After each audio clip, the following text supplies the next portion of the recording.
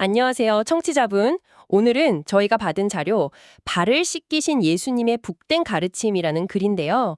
이걸 바탕으로 요한복음 13장, 12절에서 20절 말씀을 좀 같이 살펴보려고 합니다. 네, 예수님이 제자들 발을 씻기신 그 사건 직후에 하신 말씀들, 그 의미를 좀 더 깊이 파헤쳐보는 시간입니다.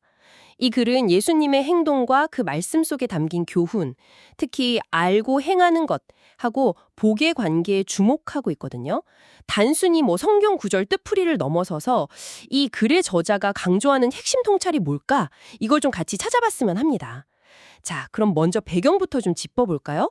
6월절 전이었고 예수님이 이제 곧 세상을 떠나실 걸 아시고 제자들을 끝까지 사랑하셨다는 걸 보여주시려고 발을 씻기셨다고 하죠. 네, 요한복음 13장 1절 말씀이죠.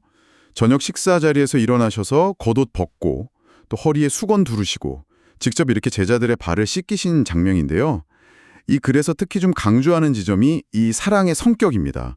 이게 어떤 감정에 따라 변하는 그런 인간적인 사랑이라기보다는 하나님의 뜻에 따른 의지적 사랑이라는 거죠. 아, 의지력 사랑이요? 네, 그러니까 글의 저자는 이걸 내 기분이나 욕심 이런 거랑 상관없이 그냥 사랑해야 하니까 하는 그런 무조건적인 행위였다고 분석하더라고요.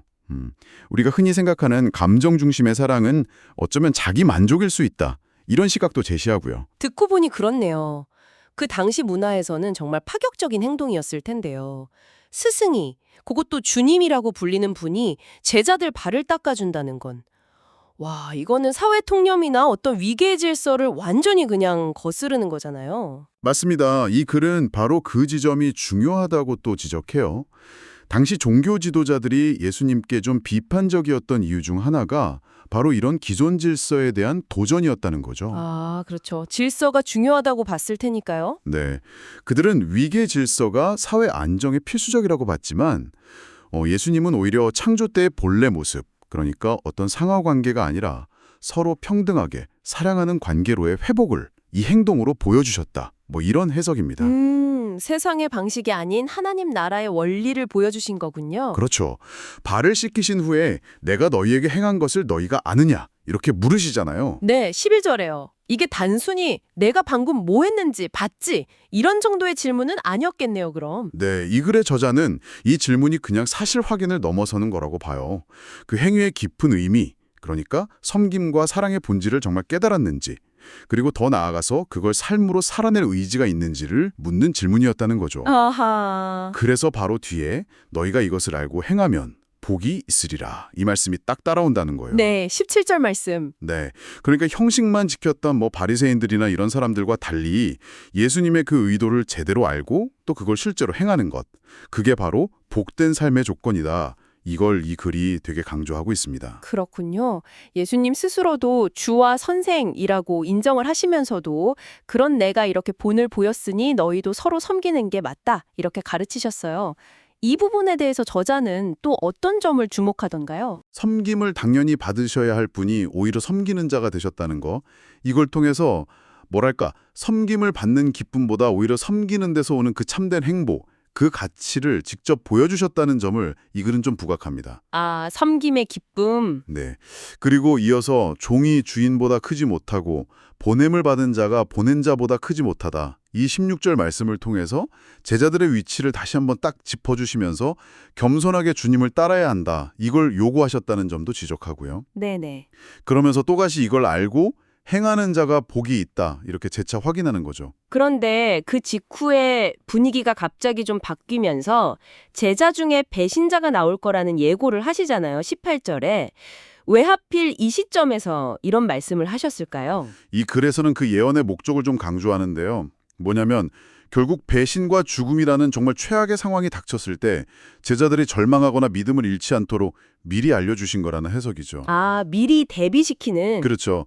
내가 그인 줄 믿게 하려 함이라. 이 19절 말씀에서 내가 그라는 표현, 이게 에고 에임이라고 해서 구약에서 하나님 자신을 가리킬 때 쓰던 표현이거든요. 네, 맞아요. 이걸 상기시키면서 이 가장 큰 시련이 오히려 예수님이 누구신지 그분의 신성을 증명하는 계기가 될 거다. 이걸 미리 알려줘서 제자들의 믿음을 좀 굳건하게 하시려고 했다. 이렇게 풀이합니다. 와, 정말 깊은 뜻이 있었네요.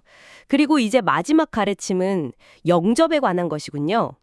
내가 보낸 자를 영접하는 자는 나를 영접하는 것이요 나를 영접하는 자는 나를 보내신 이를 영접하는 것이니라. 20절 말씀. 그렇습니다.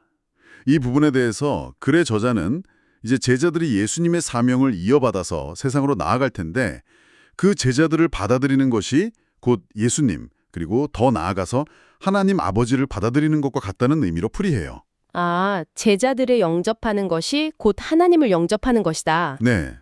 결국 우리 주변의 형제 자매를 예수님 대하듯이 섬기고 사랑하는 것. 이게 기독교 신앙의 어떤 핵심적인 실천이다라는 걸 보여주는 구절이라고 강조하죠.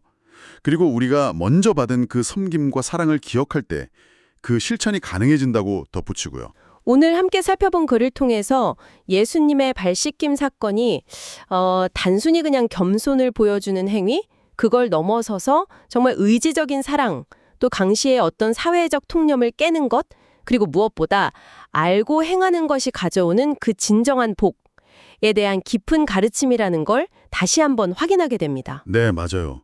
특히 세상이 보통 복이라고 생각하는 것, 그러니까 더 높아지고 군림하고 이런 것과는 정반대로 오히려 낮아져서 사랑으로 섬기는 삶에 참된 복이 있다.